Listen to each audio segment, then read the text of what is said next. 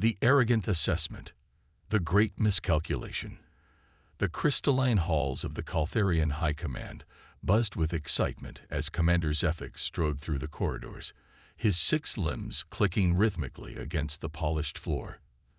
The data pad in his primary appendage contained what he believed to be the most comprehensive intelligence report ever compiled about a primitive species. Today would mark the beginning of the easiest conquest in Caltharian history. The massive chamber doors slid open with a whisper, revealing the assembled High Council. 12 towering figures, their iridescent scales catching the light from the quantum lamps above, turned their attention to the approaching commander. At the center sat High Regent Vorthak, his ancient eyes gleaming with anticipation. "Commander Zefix," Vorthak's voice resonated through the chamber, "present your findings on the species designated as humans." Zefix activated his data pad, and holographic images filled the air above the council chamber. Images of primitive vehicles, crude weapons, and what appeared to be humans engaged in violent conflicts among themselves. "Esteemed Council," Zefix began, his voice dripping with confidence, "I present to you the most laughably primitive species we have ever encountered. These humans inhabit a small blue planet in the outer rim of what they call the Milky Way galaxy. Their technology is so backward that they still burn fossil fuels for energy and use projectile weapons in combat." The hologram shifted to show images of human cities, with their crude architecture and pollution-belching factories. Several council members chittered in amusement. "Their social structure is equally primitive," Zefix continued.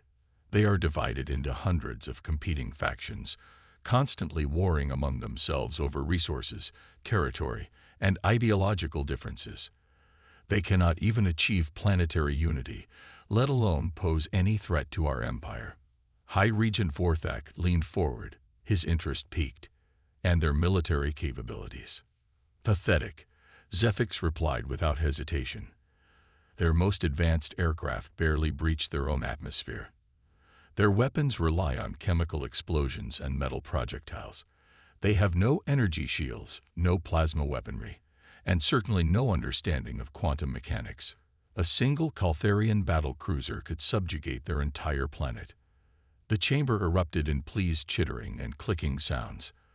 The conquest of new worlds meant more resources, more slaves, and more territory for the ever-expanding Caltharian Empire.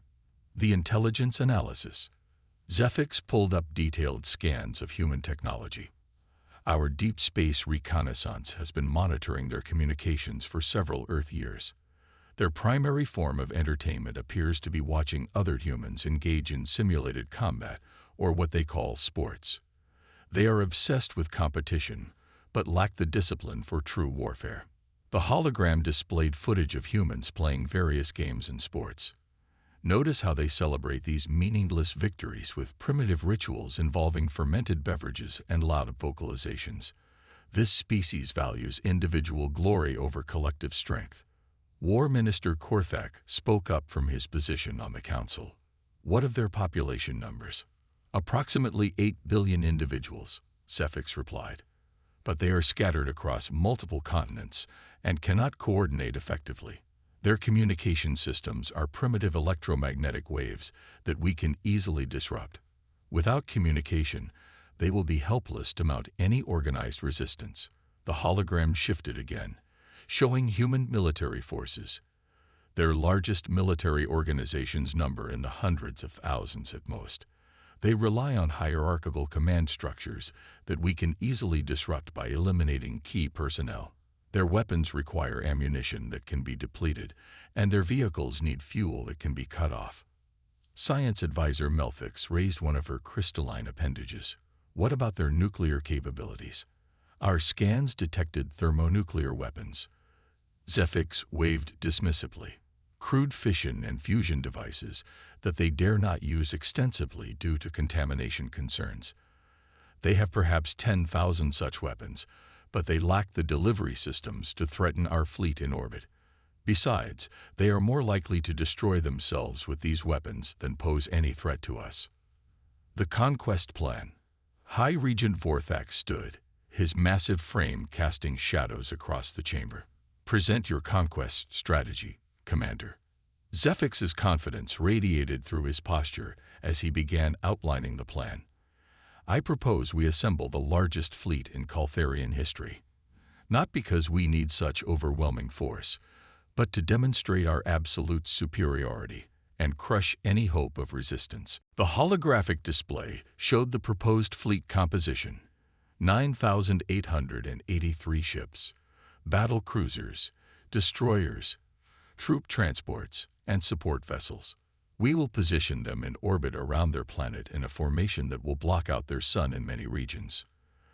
The psychological impact alone should cause mass surrenders, Zephix continued.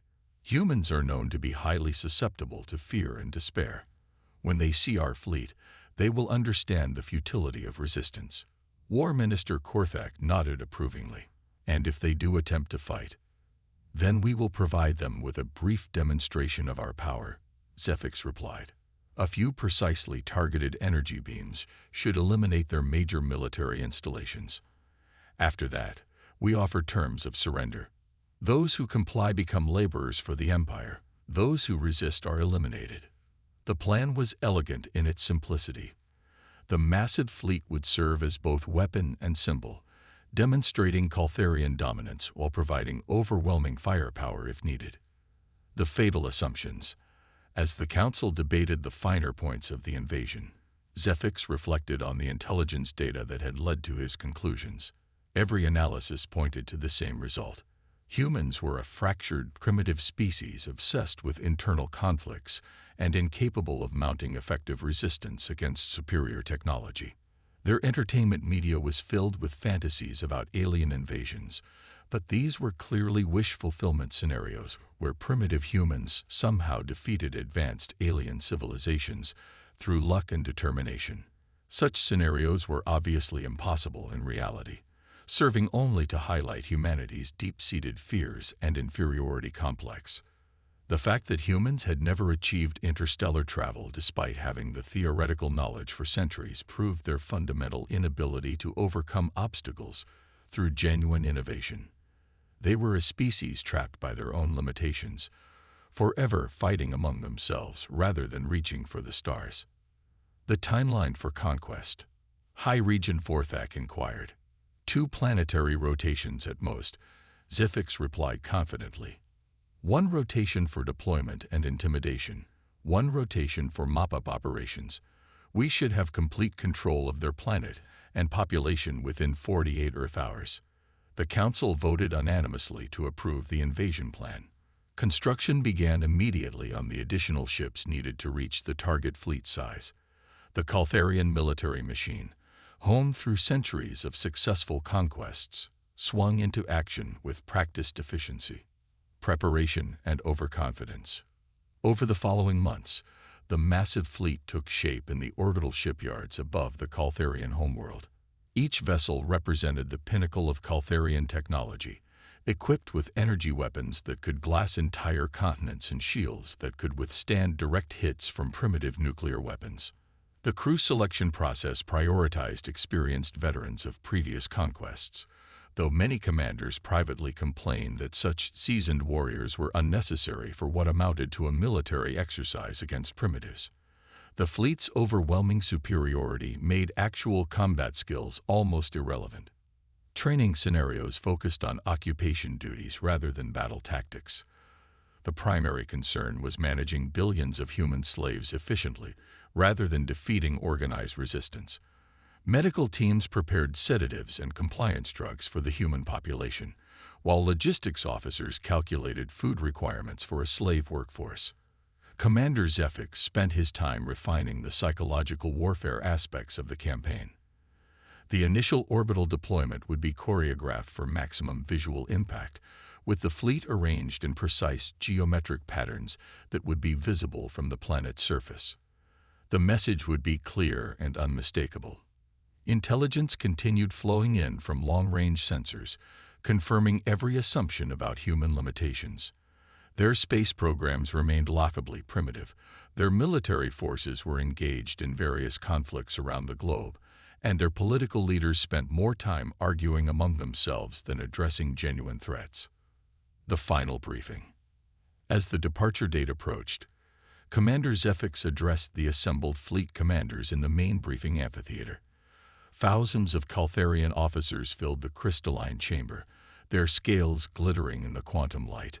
"Fellow commanders," Zefix began, his voice carrying clearly through the chamber's acoustic enhancement systems, "we stand on the threshold of the easiest conquest in Caltharian history. The humans await us, blissfully unaware of their impending subjugation." He activated the massive holographic display, showing detailed maps of Earth and its population centers. "Remember, we are not dealing with a species capable of meaningful resistance. Our primary objectives are speed and efficiency. The faster we establish control, the less disruption to their industrial capacity." The assembled commanders chittered their approval. This would be a campaign for the history books, demonstrating Caltharian superiority while adding billions of new slaves to the Empire's workforce.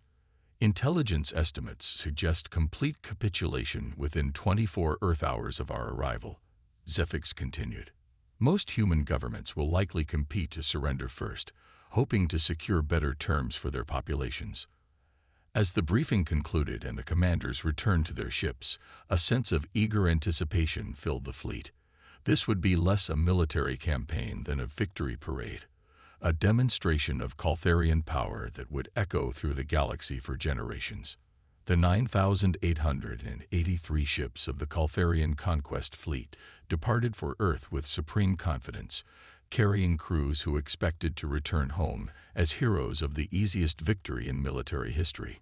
None of them suspected they were about to encounter something that would shatter every assumption about primitive species and redefine their understanding of warfare itself. The Rude Awakening.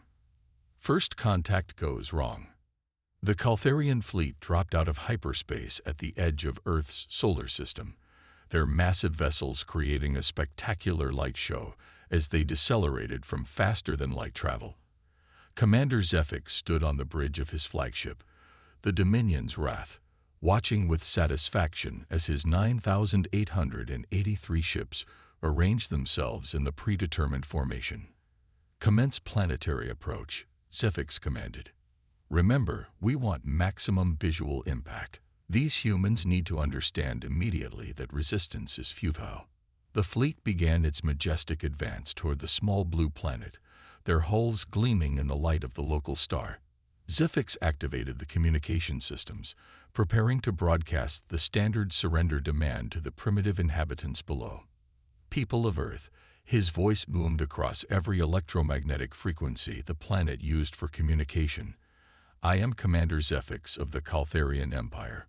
Your planet is now under our dominion. Cease all hostile activities and prepare for orderly surrender. Compliance will be rewarded. Resistance will be met with annihilation." The response from Earth was not what he expected. Instead of panic, confusion, or immediate surrender, human communication networks exploded with activity. Within minutes, every major government was coordinating responses, military forces were mobilizing with unprecedented speed, and something completely unexpected was happening. The humans were getting excited.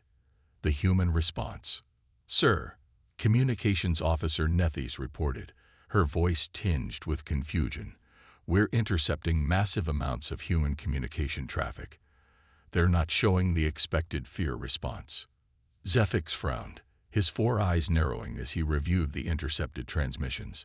Instead of pleas for mercy or desperate attempts to negotiate, he was seeing something that defied every piece of intelligence they had gathered. The humans were organizing, not just their military forces, but their entire population. Social media networks that the Caltharians had dismissed as primitive entertainment were now serving as coordination platforms for resistance activities. Within hours of the fleet's arrival, humans were sharing tactical information, organizing supply lines, and coordinating defensive strategies across the entire planet. "This is impossible," Zefix muttered. "Our intelligence clearly indicated they were incapable of planetary coordination."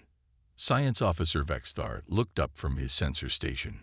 Commander, we're detecting unusual energy signatures from the planet's surface. It appears the humans are modifying their existing technology at an unprecedented rate.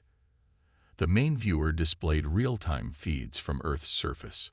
What Zefix saw shattered his assumptions about human capabilities. Civilian factories were being converted to weapons production in a matter of hours.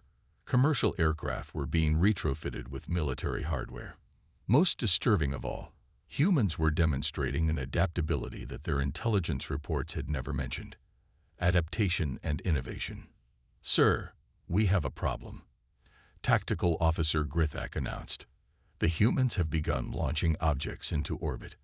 Our scans indicate they're improvised weapons platforms. Zefix watched in growing alarm as humans loaded everything from nuclear warheads to kinetic projectiles onto their primitive rockets. What they lacked in sophisticated technology, they were making up for with sheer audacity and creativity. They're using their commercial space launch capabilities for military purposes, Science Officer Vexthar reported. They've converted satellite deployment systems into weapons delivery platforms in less than 12 Earth hours. But it wasn't just their space-based responses that concerned Zefix. Human ground forces were demonstrating tactical flexibility that defied every projection in their intelligence reports.